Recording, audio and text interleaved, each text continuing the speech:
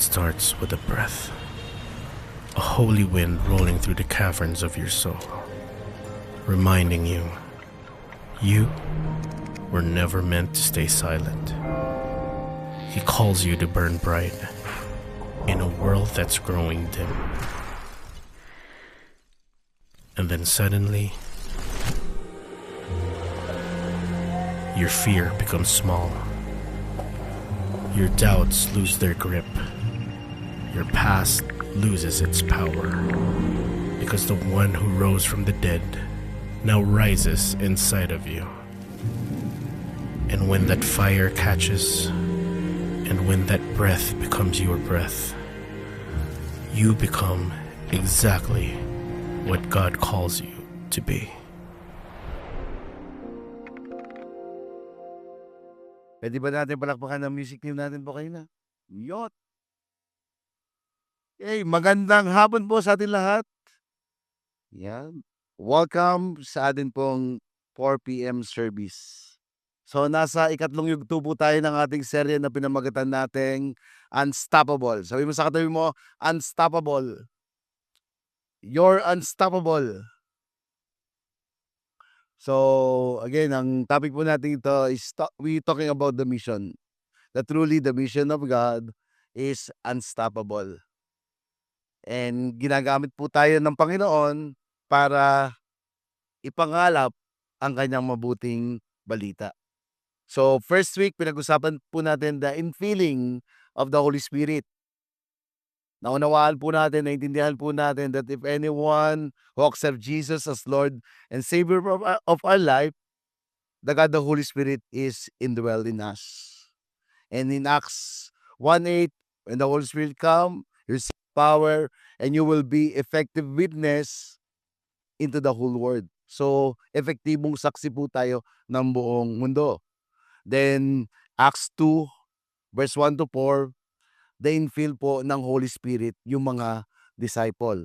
And after po nilang ma-infill, nag-preach po si Peter because he is empowered, infilled by the Holy Spirit. When he preached, 3,000 were added into the church. From 120 in the upper room, then they become 3,120. And because they are infilled by the Holy Spirit, ano daw po yung isang kategorya ng isang mananampalataya? They devoted themselves in apostle teaching. Ito pong salita ng Diyos na araw-araw ay kanila po itong pinagbubulay-bulayan. Not only that, they devoted themselves in fellowship, na hindi po ang isang Kristiyano ay hindi po dapat nagsosolo. Dapat daw po ay merong kasama. Sino po dito na-appreciate nyo po yung small group nyo? Yun. Not only fellowship, breaking bread, and yung tinatawag po natin prayer. Napakahalaga po yung magkakasama na nanalangin araw-araw. And truly, because they are infilled by the Holy Spirit, empowered by the Holy Spirit, they are united. Na yung pagkakaisa po nila ay talagang hindi po matatawaran. United in spirit, that they not allow the unforgiveness, they not allow the circumstances, they not backbiting one another, and even they truly love one another. Paano natin malalaman that they love one another? Kasi di ba po yung puso, kaduksong po nito lagi yung bulsa. Tama? Lahat po ng ari-arian nila, sinel po nila, at ginawa po nila to out of generosity. Hindi po ginawa nila ito dahil sinabi ng isang tao, but ginawa po nila ito dahil ganun po yung pagtangi nila sa Panginoong Diyos. And truly, sabi daw po doon, everyday may nadadagdag po sa simbahan. Ngayon naman po, pag-uusapan po natin the boldness to proclaim the word. Katapangan na iproklama ang kanyang salita. Tanong, think about your own life. Tingnan po natin yung ating sarili. When are the times you are naturally talkative, and when do you suddenly choose to be silent? Ano ba yung time na ikaw ay talkative? May kakilala ka ba na madaldal? O yung yung kasama po nung mga Good Samaritans, yan mga gano'n, 'di ba? Ano daw yung araw, ano daw, bakit ba minsan kailangan mong maging madaldal? O yung sabi mo, 'pag may ano, kapag may katwiran, ipaglaban mo, yon.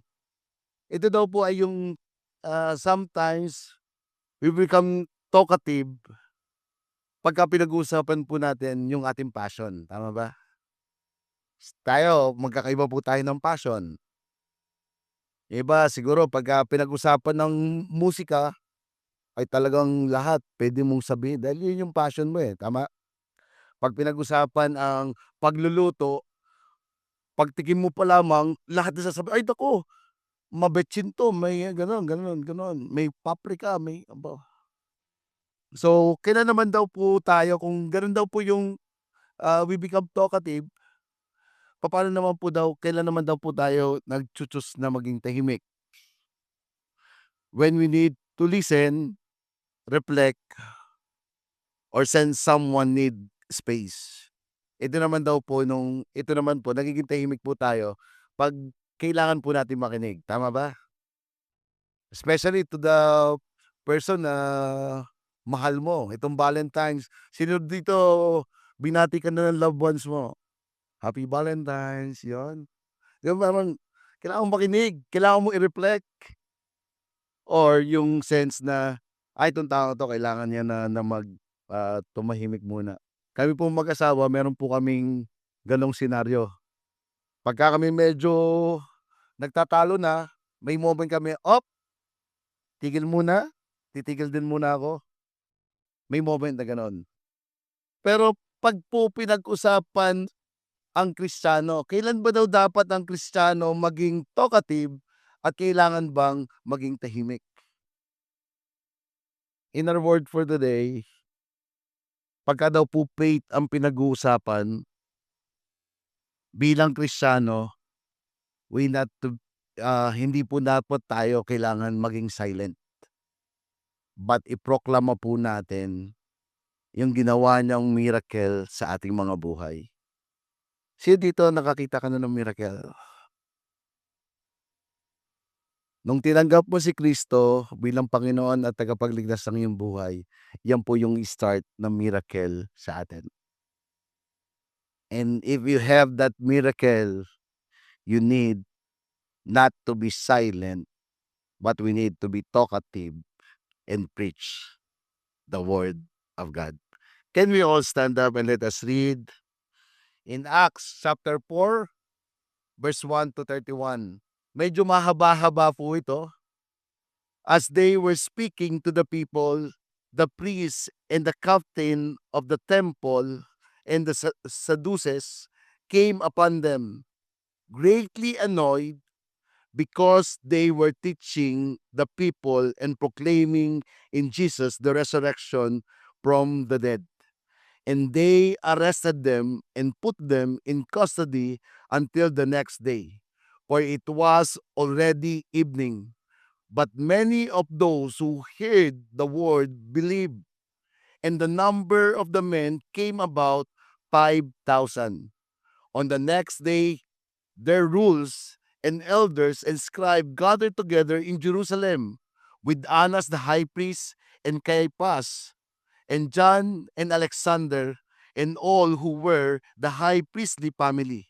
And when they had set them in the midst, they inquired, "By what power or by what name did you do this?" Then Peter, filled with the Holy Spirit, and said to them, "Rulers of the people and elders, if we are being examined today concerning a good deed done to a crippled man, by what means this man has been healed, let it be known to all you and to all the people of Israel that by the name of Jesus Christ of Nazareth, whom you crucified, whom God raised from the dead, by him this man is standing before you well. This Jesus is the stone that was rejected by you, the builders, which has become the cornerstone. And there is salvation in no one else, for there is no other name under heaven given among men by which must be saved. Now, when they saw the boldness of Peter and John and perceived that they were uneducated, common men, they were astonished, and they recognized they had been with Jesus. But seeing the man who was healed standing beside them, they had nothing to say in opposition. But when they had commanded them to leave the council, they conferred with one another, saying, "What shall we do with this men? For that a notable sign has been performed through them is evident to all the inhabitants of Jerusalem, and we cannot deny it.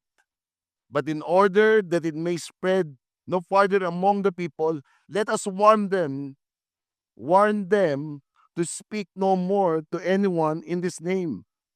So they called them and charged them not to speak or teach all in the name of Jesus. But Peter and John answered them, "Whether it is right in the sight of God to listen to you rather than to God, you must judge. For we cannot but speak of what we have seen and heard." And when they had further threatened, threatened,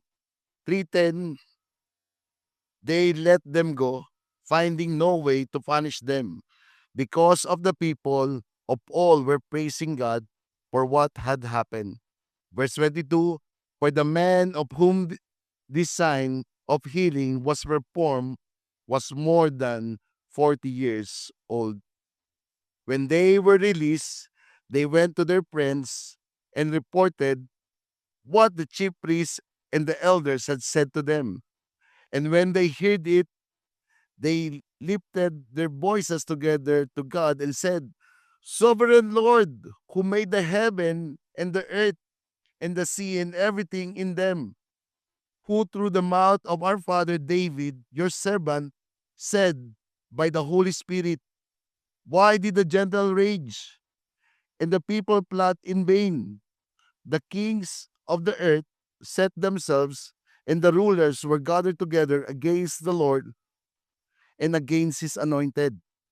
For truly in this city they were gathered together against the holy servant Jesus, whom you anointed, both Herod and Pontius Pilate, along with the Gentiles and the people of Israel, to do whatever your hand and your plan had predestined to take place.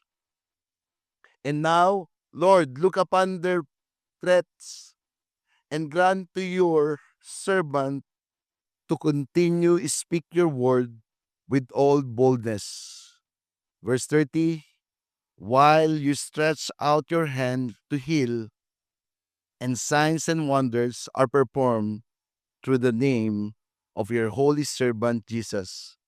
And when they had prayed, the place in which they were gathered together has shaken, and they were all filled with the Holy Spirit and continue to speak the word of God with boldness. Let us pray. Lord Jesus, thank you for choosing us to be your mouth speak.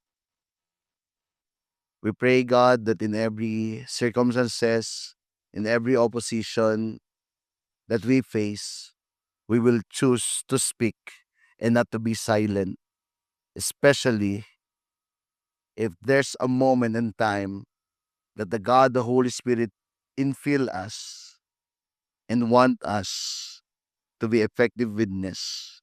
We pray that we will be sensitive in hearing your voice and be obedient to the call that you called us. In Jesus' name, Amen. Sige po, pwede po tayo mo po. Yung background po nung ating pong binasa, ito po yung time na yung chapter 3, si Peter and si John po have healed the lame man. O yung pong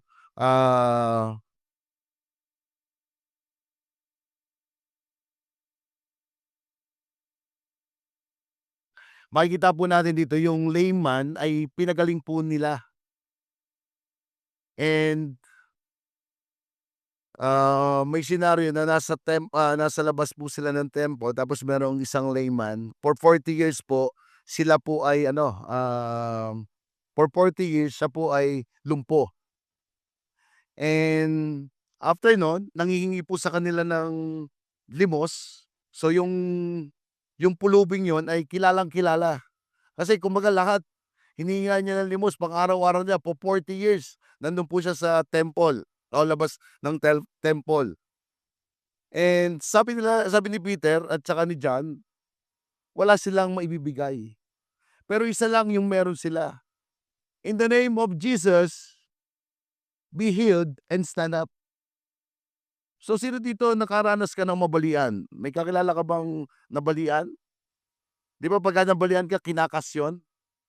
Pagka-cast nun, siguro after 4 months tinatanggal, 'di ba, 'no? At pagka tinanggal na po yun magkaiba, tama? Yung amoy magkaiba. Hindi lang magkaiba yung amoy, but makikita mo yung atrophy ng muscle. Laki po ng diferensya. The principle po pagka ang isang muscle ay hindi po nagagamit, ito po ay lumiliit. And look at this, for 40 years, yung muscle po hindi nagagamit. Yung aking puntihan, gamit na gamit po 'to, yung muscle ko dito. Kaya malaki. Pero ibig sabihin, for 40 years, pagka hindi po nagamit yung muscle, siguro gaano nakaliit yung muscle nung taong yon. Pero nung sinabi nila, "In the name of Jesus, be healed and stand up," there's a miracle that happened. Remember, Peter and John are filled by the Holy Spirit. And they prompted. Wala tayo. Pero hindi. Pagka ika'y isang Kristiyano, truly, you will be a channel of blessing. You will be a channel of miracle. Sino ang gusto mo gamitin ka ng Panginoong Diyos na ng gano'n? We have a lot of gift, tama? Gift of prophecy, gift of healing. Nagkameron ng healing. Not only gift of healing, but also gift of encouragement. And everybody of us have that. Marami po tayong gift. Yung iba po sa atin, exchange gift. Walang tumatawa, okay lang. Pero alam niyo po ba yung miracles, it served to advance the message of the gospel. Look at this. After po nilang mag-preach, after po ma-heal yun, marami po ang naka-notice. Bakit itong lumpong ito na 40 taon ng lumpo ay ngayon ay nakikita sa amin na nakakatakbo at nagsasaya. So yung mga tao, "Ooh!" So bakit may miracle? Minsan po yung miracle ginagamit po hindi lang para mag-benefits tayo, pero ginagamit po yung miracle for the advance of the message of the gospel. And look, after po nila mag-heal, ito na po yun. In verse 1, sabi po dito, "And as they were speaking," kaya po yun. "And as were they speaking to the people, the priest and the captain of the temple and Sadducees came upon them, greatly annoyed because they were teaching the people and proclaiming in Jesus the resurrection from the dead." Sabi po dito, they are greatly annoyed. Hindi lang po galit, but they are greatly annoyed. Alam niyo po, pag pini-preach na po natin yung gospel, sino po dito gusto mo mag-preach ng gospel? Especially, there's a lot of miracle happen. Sino po dito ayaw mo mag-preach ng gospel? Sino po dito? Kahit sabihin ko, yan, paulit-ulit ka na naman, pastor. Hindi, totoo po. Pagka ganito, may mga miracle na nangyayari. Gusto niyo malaman kung ano yung miracle? Unang miracle na meron tayo? Yung buhay mo. Nung ginagawa mo, di ba? Sino dito? Alam mo maraming miracle na nangyari na sa buhay mo nung tinanggap mo si Kristo. Sige, palakpakan po natin ang Panginoon. And you will be a channel of miracle. But when the time you become yung pinoproklamo mo na yung salita ng Diyos, dun na po yung threaten. Kasi po yung mga disciple nito, after po na nangyari po ito, andun na po, they were threatened. Masarap masarap magproklama kung every blessing lagi yung natatanggap mo, tama? Pero pagka may threaten na, sige, yung mga nagtaas sino dito gusto mo iproklama yung gospel, sige, taas mo uli ang kamay. Yun, palakpakan po natin yan, yan, yan. Tanong, pagka may ka na, sige, subukan mong iproklama ang salita ng Diyos. Ipapahuli kita at ipakukulong kita. Magano ka pa rin. O sige, iproklama mo ang salita ng Diyos at ipapapatay kita. Parang ibang usapan na yun, ah. Kasi yung kausap po nila dito ay hindi basta-bastang tao. They are in the authorities, they are Sadducees, kaya nga sad po sila. Sadducees. Sad as you see, Sadducees. Horny na naman. Sadducees pong yan, talaga pong they really threaten this disciple. Bakit ba't ganun po sila ka-annoying? Kasi po pinapasinungalingan nila na si Jesucristo po ay hindi po nag-resurrect. 'Di ba, Jesus died on the cross, after He died, inilibing po sa tomb, after pong inilibing sa tomb, He resurrect. 'Di ba kaya nga yung Acts 1 nagpakita muna si Jesus, dahil sabi niya may pangako, darating ang banal na Espiritu. Then, siya po ay nag-ascend na po sa langit. Then truly po si Jesus ay namatay pero after 3 days nabuhay po. Yung mga Sadducees ayaw po nila na maintindihan ito ng mga tao. Bakit? They want to deny the resurrection of Jesus. Kasi po, pagka nangyari ito at naintindihan 'to ng mga tao, yung kanila pong kapangyarihan. Kasi yung religious po noon if you are religious, sakop ka po nung kapangyarihan na meron po sila. And now, hindi lang po yun, socially, they were offended because ito po mga nagsasalitang ito, na-recognize sila, ito yung mga kasama ni Jesus, they are uneducated. Pero kung titingnan po sila po talagang yung mga pinag-aralan nila ay ganon. Pero itong mga nagsasalita, bakit pagka sila yung nagsalita ay pinakikinggan ng marami? Nakikinig. Kasi po sabi dito in verse 4, but many of those who had heard the word believed, and the number of the men came to about 5,000. 5,000 daw po yung nakinig at again, kaya po anoy na anoy po yung mga Sadducees and in authority. Kasi nakikita po nila pagka ito'y nagpatuloy na dumadami yung naniniwala kay Jesus, maaari ma-over empowered na kami ng mga Kristiyanong ito. Kaya po ganun yung pagtutol nila. Ganun yung ayaw na maiproklama ang mabuting balita ng Panginoon. Kaya meron pong threaten. May mga opposition. Sino po dito? Because you preach the gospel, meron pong mga opposition na nangyayari sa buhay natin. Nung naging Kristiyano ka, mas lalong dumami ang iyong problema. Meron bang ganon? Yes, meron po. Wala po tayong pinagkaiba sa labas. Ang pinagkaiba lang, meron po tayong Diyos na masasandalan. Bakit po? Kasi ayaw po ng demonyo na kumalat ang salita ng Panginoong Diyos. Kaya po maraming opposition sa atin. marami pong persecution, marami pong situation na pinagdadaanan tayo. Kasi yung si Taning, kilala niyo po si Taning? Naniniwala po ba kayo sa demonyo? Alam niyo po ba may demonyo dito sa Victory? O ba't sa akin kayo nakatingin?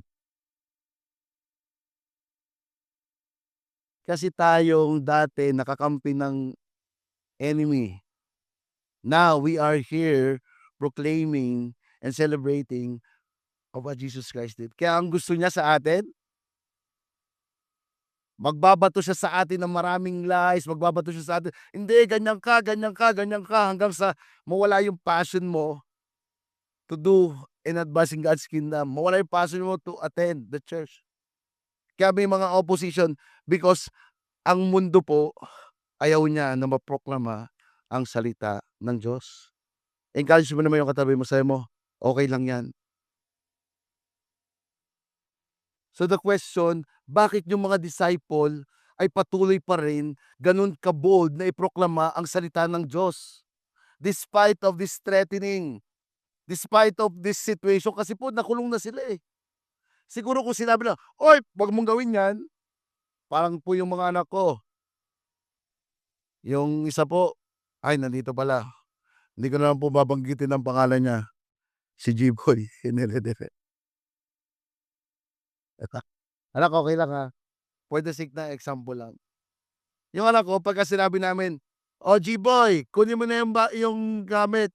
Pagka napatutok na po cellphone, ayaw agad kunin. "O sige, papaluin ka namin." Hindi pa rin po. 'Pag bumilang na 1, hindi pa rin yun. Pero pagka nag-2 na, 2, nagmamadali na pong gawin. So the question, bakit yung mga disciple, despite na merong mga threaten, ganun pa rin po sila ka-bold iproklama ang salita ng Diyos? This what happened. First, the infilling of the Holy Spirit. In verse 8, and then Peter, filled with the Holy Spirit, said to them, rulers of the people, of the elders. Verse 9, if we are being examined today concerning a good deed done to a crippled man, by what means this man has been healed, let it be known to all of you and to all the people of Israel that by the name of Jesus Christ of Nazareth, whom you crucified, whom God raised from the dead, by him this man is standing before you well. Nakulong na po sila. Nakakulong po sila. At hindi lang po nakakulong sila, kaharap po nila yung mga in-authorities at yung mga anoy na anoy po sa kanila. So kung tayo ganon, nakaharap ka, anong sagot mo? Sa anong pangalan ikaw ang nagsasalita, sa anong pangalan at ginagawa mo ang mga bagay nito? Sabi niyang gano'n. Anong sagot mo? Baka sabihin mo, wala po na may binanggit lang po kung ano, parang gano'n. Puwede kang tumanggi pero sila, they really said it with boldness. Why? Because the God, the Holy Spirit infill them. Sabi to, Peter filled by the Holy Spirit. It means boldness did not come from Peter's own bravery. It came from a fresh infilling of the Holy Spirit. Same infilling of the Holy Spirit na nagpunta sa kanya nung ipinoklama niya ang salita ng Diyos and 3,000 were added.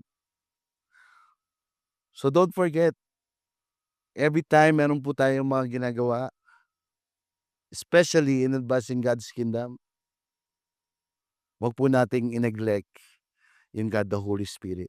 O bang you experience the infilling of the Holy Spirit? I believe many of us naranasan mo na o yung iba sa inyo parang nangyari na pero hindi nyo pa rin parang yun ba na yun? Nung bago po akong Kristiyano, college days po, may nag-share na po sa akin ng gospel. Pero hindi po gano'n kadali na nag-materialize. So after ano, yung tumatakbo ka, sino dito yung mahilig kang tumakbo pa rin? Then, nakapasa yung kapatid kong dalawa, isang board exam ng nursing, tsaka isang board exam ng PT. Sabi nila, "Uy, pasalamat lang kay Lord, attend ka ng church." So, siyempre after na may kainan, attend ako ng church. So, sabi ni Pastor Red, "Kung tinatanggap mo talaga si Kristo bilang Panginoon at tagapagligtas ng iyong buhay, taas mo nga iyong kamay." Oh, hindi ako itaas ng kamay, gano'n lang ako, walang nakakita. Pero nung sinabi niya na, "Kung seryoso ka na tinanggap mo si Kristo bilang Panginoon at tagapagligtas ng iyong buhay, tumayo ka diyan." Sabi ko, hindi ako tatayo, andito yung nanay ko, andito yung kapatid ko, tapos yung mga nandun almost 50 to 75 pa lang po yung na-attend nun sa Lucena. Sabi ko, ayoko umattend." Pero you know what? I feel the infilling of the Holy Spirit. I end up standing, then crying. Alam mo yung pinipigilan mo, ayaw mong tumayo, pero you end up na nakatayo, then you are crying. Sabi nung nag one to one sa akin, "Bro, tandaan mo nun nung yung unang attend mo sa church, nakakahiya ka, laki mong tao, iyak ka ng iyak, ang lakas ng hagulhol mo." Something that you cannot parang gusto mong pigilan, pero hindi mo kayang pigilan because it is coming from the infilling of the Holy Spirit.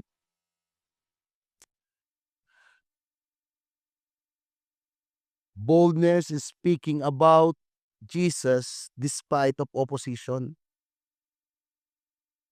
Nung sinabi niya sa pangalan ni Jesus kaya po siya naligtas,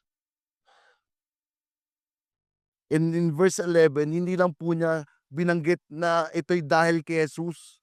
Hindi lang po niya gano'n siya ka-bold na sinabi niya ito, but in verse 11 and 12, even those who oppose them, he preached Jesus is the only Savior.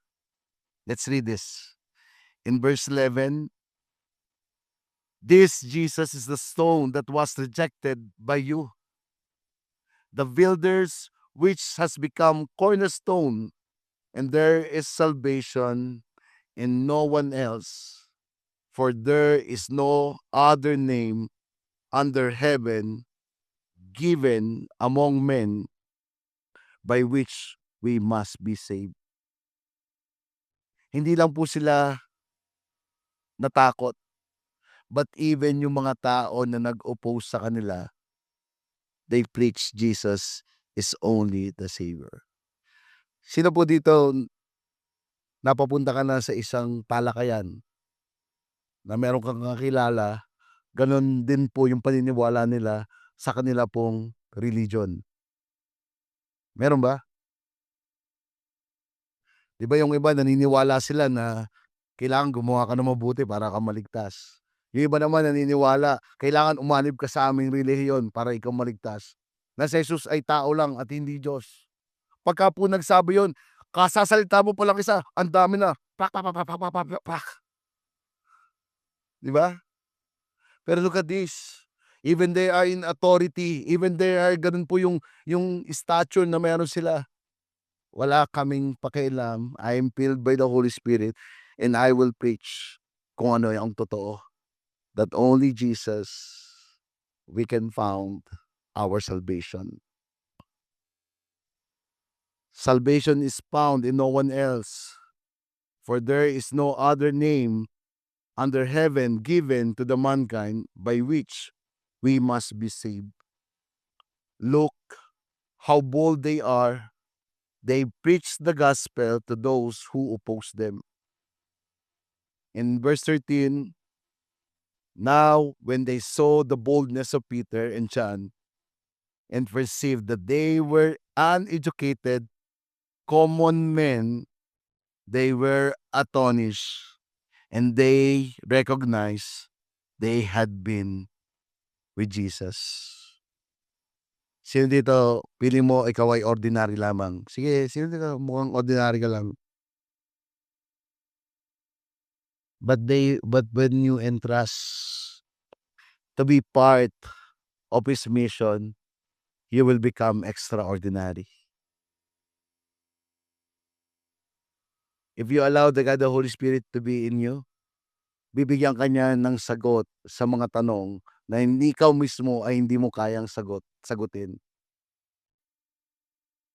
Kaya mong yung iba 'di ba, yung iba alam niyo po yung ibang relihiyon kung bakit nila gano'n sila kagaling? Kasi po aral po yun, ituturo nila pagka itong sinagot mo, meron kaagad silang sagot, meron na silang sagot na gano'n. Pero ikaw mismo, because of the discernment, hindi.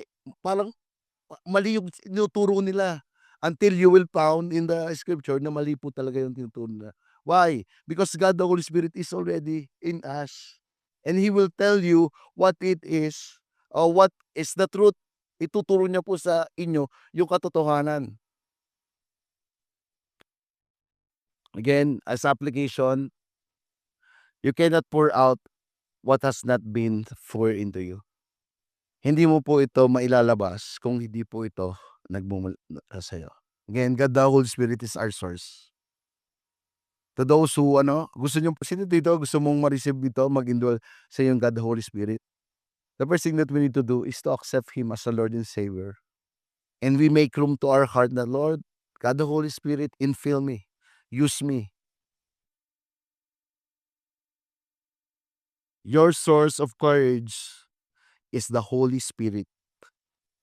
The source na meron po tayo ng courage natin, hindi sa abilidad, talento na meron tayo o sa skill na meron tayo.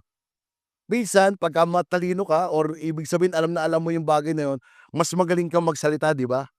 Pero if you allow the Holy Spirit to be infill us, yung courage na po yun ay magmumula na hindi sa atin, but nagmumula sa Diyos na banal na Espiritu.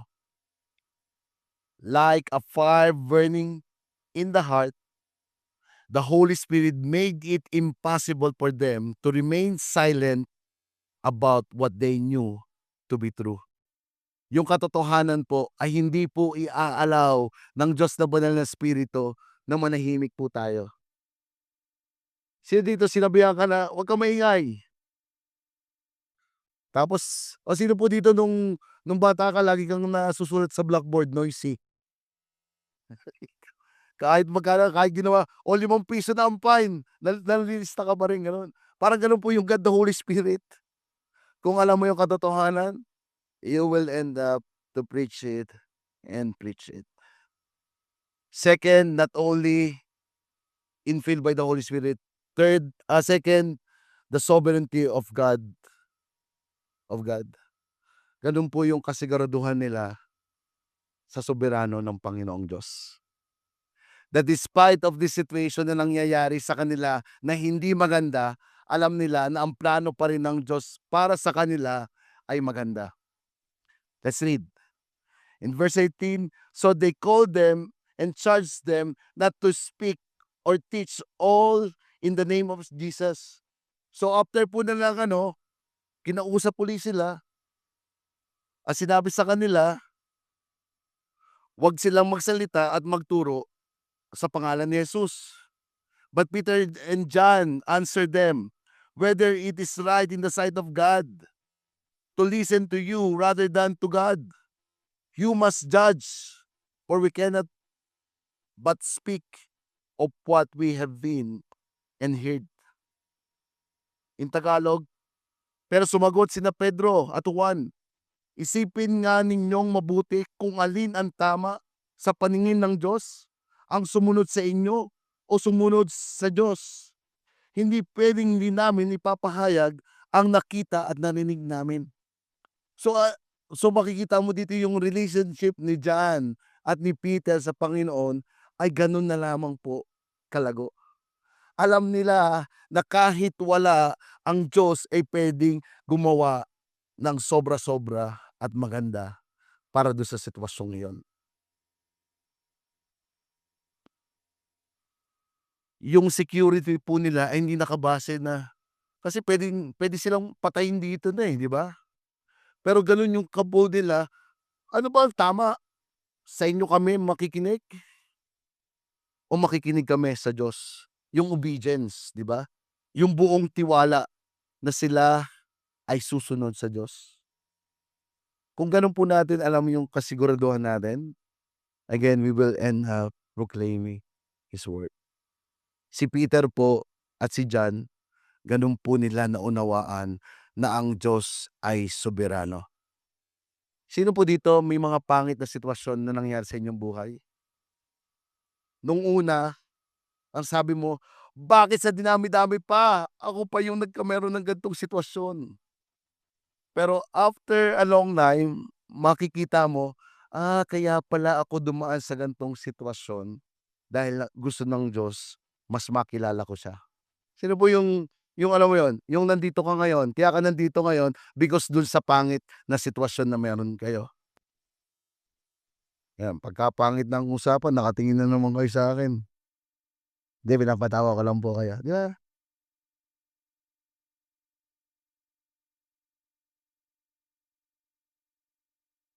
Nung ako po ay kukuwento ko sana andito yung mga anak ko, naku, kakantsawan ako nito dapat nasa kitchen siya mga bago po ako nun naging Kristiyano po ako, I am in a relationship for 5 years.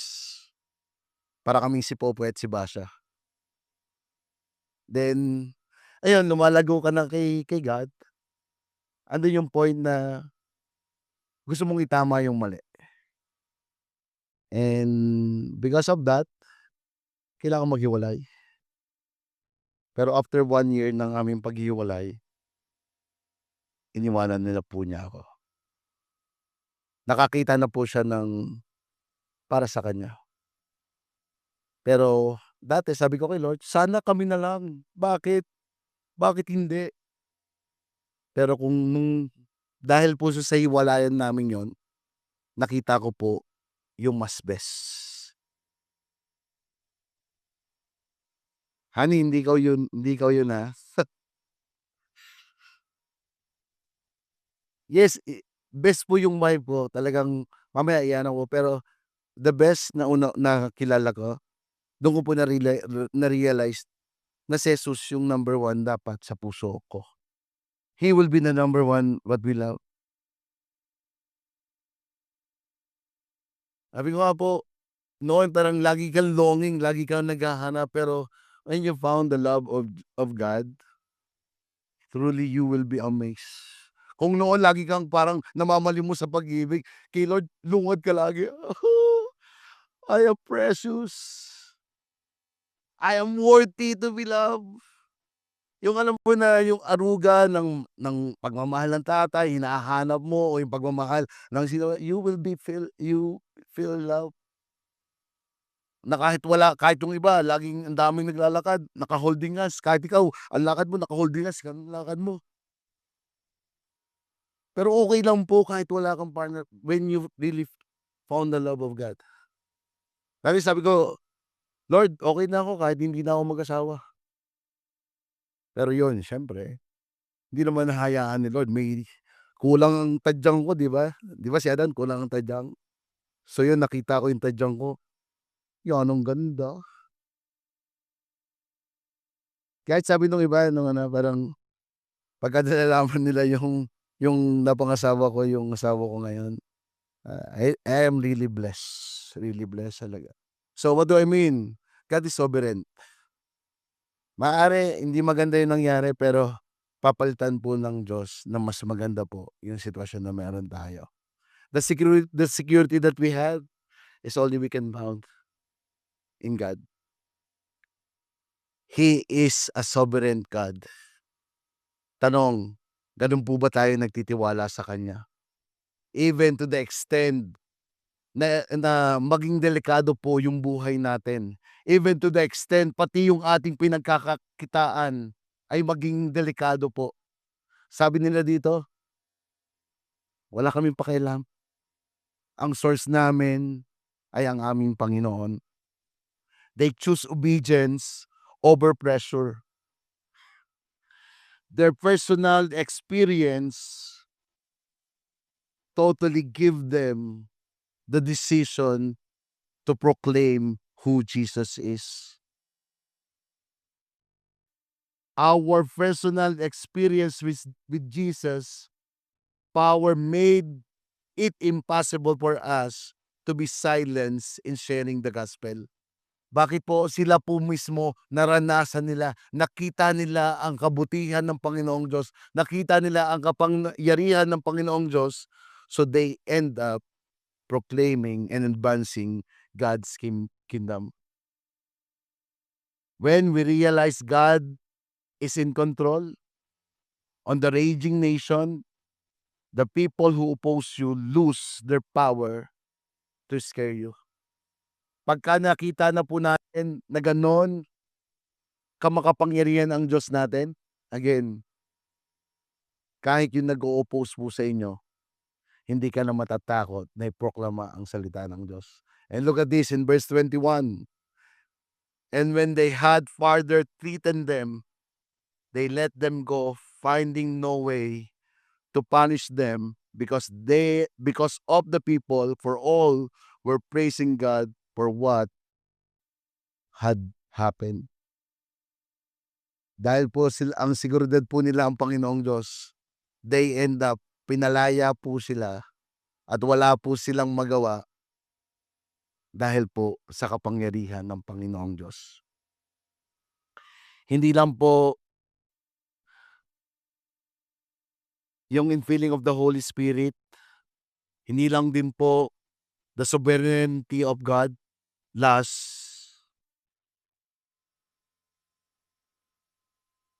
the power of corporate prayer. Ito po yung strength na nagbibigay po sila sa kanila. Kasi po nung nakalaya na po sila, pumunta po sila doon sa simbahan, doon sa mga believer. Hindi po sila, nung sila po yung nakalaya, hindi po sila na-threaten o para magtago, di ba? Yung iba, di ba, kung ganon, alam mo na kumakalat, alam mo, galit sa iyo yung authority, galit sa iyo yung, yung mga saduces, yung mga in power. Ano gagawin mo? Tatago ka na. Pero po hindi. Yung kalakasan nila ay nakukuha nila sa pananalangin ng bawat isa. Sige nga, tingnan mo nga yung katabi mo. Sabihin mo, can you pray for me? O yan, o. Ano sagot? Sabi ni Chumak, pinag-prayan mo ba yan bago ihaya? Yeah. Kailangan po natin ng panalangin ng bawat isa. At ito po yung nangyari dito in verse 24. And when they heard it, they lifted their voices together to God and said, Sovereign Lord, who made the heaven and the earth and the sea and everything in them. Sabi po dito, nung sila po ay nanalangin, in like this, sa community po, ganun po nila itinaas ang kanilang mga boses at ipinoproklama po nila ang soberano ng Panginoong Diyos. It means, sila po ay nagpre-pray together loudly. Every first week of the month po ng Tuesday, atin pong meron po tayo ditong prayer meeting. And we declare kung ano ang nais ng Panginoong Diyos. Dito po natin pinapanalangin, hindi dinedeklara po natin ang kanyang soberano.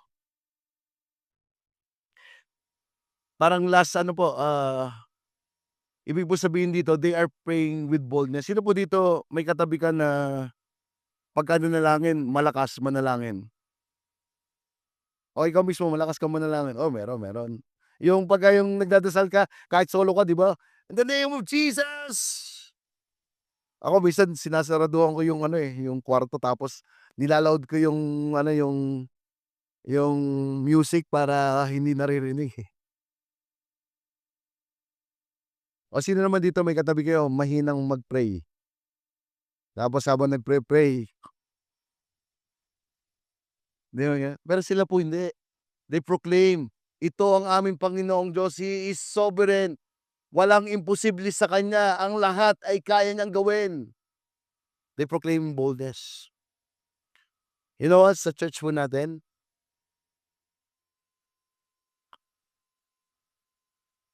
napakahalaga po ng panalangin na tayo po'y magkakasama.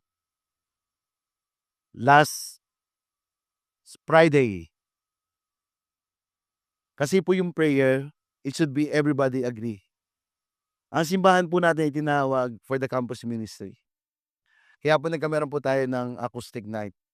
Puwede ba natin palakpakan yung mga volunteer natin? Yung mga nag-sponsor din po, yung mga nag-sponsor palakpakan din po natin. And siyempre yung ating nag-iisang pinakagwapong campus missionary. Brad, tayo ka bro, tayo. Thank you, Brad. Maraming po salamat din sa panalangin, 'no. Nung Friday po, ayan, we have the Crucis Night. Ang goal po nun, hindi po sa mga believer. Yes, may mga believer po nandito, yung mga leader po natin na campus. Pero ito po filled with the unbeliever na campus. Yung iba, habang nagsasayaw na gano'n.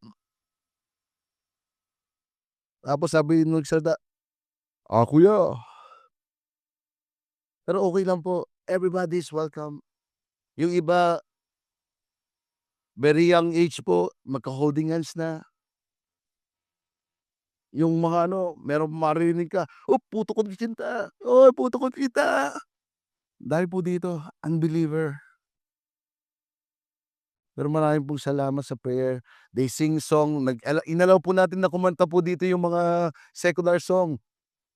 At yung mga kumanta, yun, oh, mga kilala po na mga kanta po sa atin lukban, and they are willing to serve. Kaya yung mga estudyante, enjoy na enjoy nila. After they enjoy, end up, Mark preach the gospel. Nung una sayaw nila, sabi, "Yes!" Tapos end up, they are raising their hand, accepting Jesus as Lord and Savior of their life. Sige, palakpakan po natin ang Panginoon.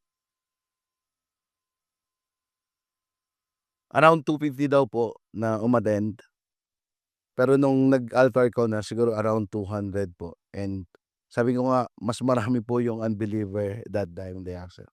So what do I mean? There's a power in prayer. There's a power of declaration who Jesus is. Hindi po tayo nag-ano na sa sitwasyon ng buhay or sa aspeto na, wala na, wala ng pag-asa ang campus kasi ngayon uso na yung mga ganito, uso na yung ganito. Pagka nakinig sila, ayaw na nilang makinig ng marami. Pero hindi, for us, as a church, we are corporately praying and declaring for the advancements of God's kingdom. That every campus ay mari-reach out natin. Kaya tayo naniniwala na tayo. As we reach the campus, mali pala. Sorry. As we change the campus, we change the world.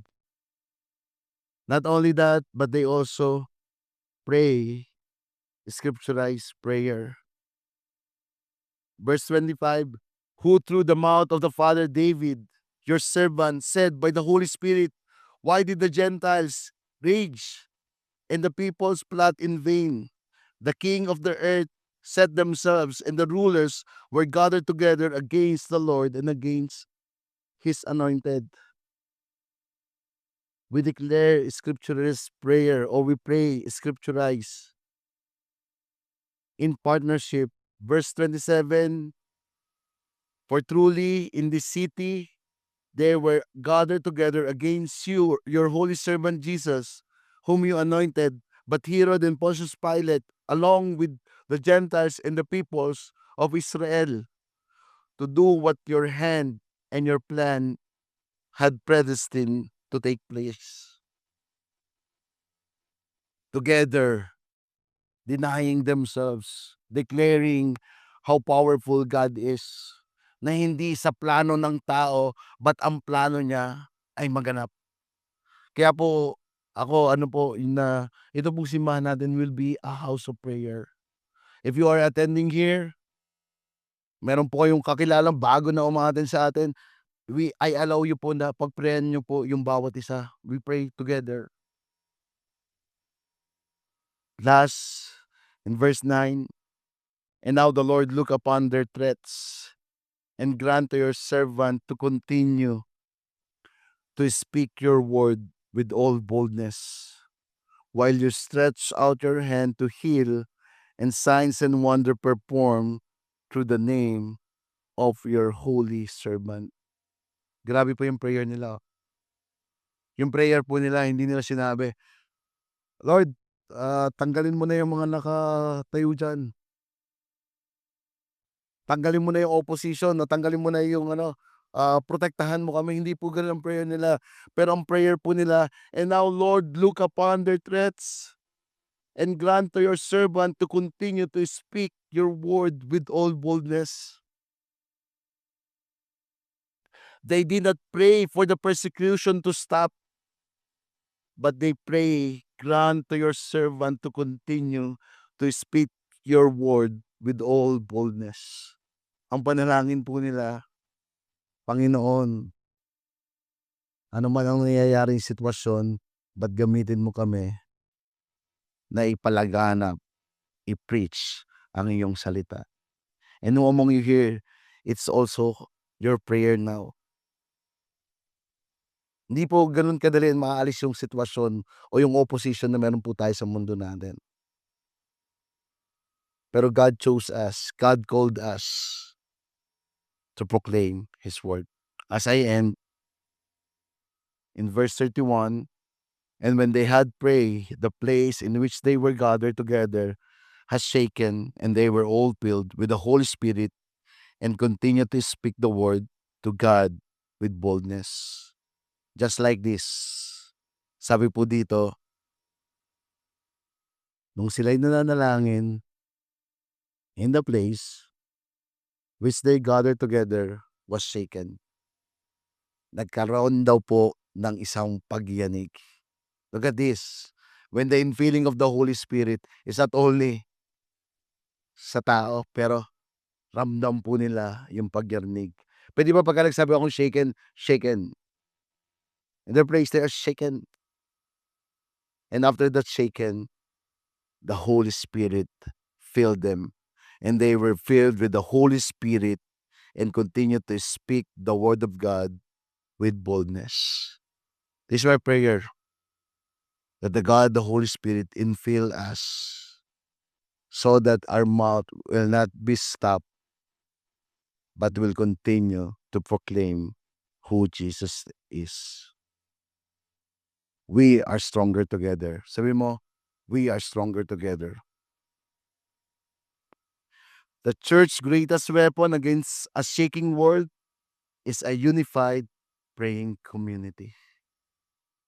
Alam naman po natin kung gaano yung mga pinagdadaanan. Minsan, hindi lang mundo, pagka tinignan natin yung buhay natin, may mga pinagdadaanan din po tayo. Pero as a community, let's pray together. Let's be unified. Can we all stand up? May I call the music team? True boldness is rooted in the infilling of the Holy Spirit, our source, the sovereignty of God, our security, and the power of corporate prayer, our strength. Let us pray. Lord, thank you that you chose us to be your mouthpiece. Maybe because of the opposition, because of our status, or maybe because of our personality, nagkakameron ng hindrance para kaming maging disciple maker. But today, Lord, hearing your word, we allow you that you will infill us, God the Holy Spirit. We make room for you, God the Spirit. Let your power be upon us. If you're that person, can you say sa iyong sariling salita, God the Holy Spirit, empower me and fill us by yours. Let your miracle manifest in us. Lord, thank you. When you use your miracle, when this miracle is happening, Your goal is not only for us, but it is for the advancement of your kingdom. Lord, I pray for all the people who are here. They will not hesitate to proclaim your word. Even the gifts na binigay mo sa kanila. Ikaw ang Diyos na banal na Espiritu na mag-guide, magturo sa kanila, Panginoong Diyos, kung ano ang kanilang dapat gawin. Na ang mabuting balita ay hindi lang para sa amin, but ito'y para sa mga taong hindi pa nakakakilala sa iyo. So Panginoon, we cannot give what we don't have. So Lord, we ask that we understand your sovereignty, that you are a God who is in control, that in spite of our situation, as we hold on to you, you will release your power to us. Thank you, Lord. And I believe the Lord saying to us, you will be an effective witness. Hindi pa tapos sa iyo ang Panginoon. As you understand who He is, you will make an impact, especially in this world. You are not a religious, but you have fear on the Lord. I know that sinasabi mo sa puso mo, Lord, gamitin mo ako, gamitin mo ako. And believe God the Holy Spirit empower you and fill you. Can we sing this song to the Lord?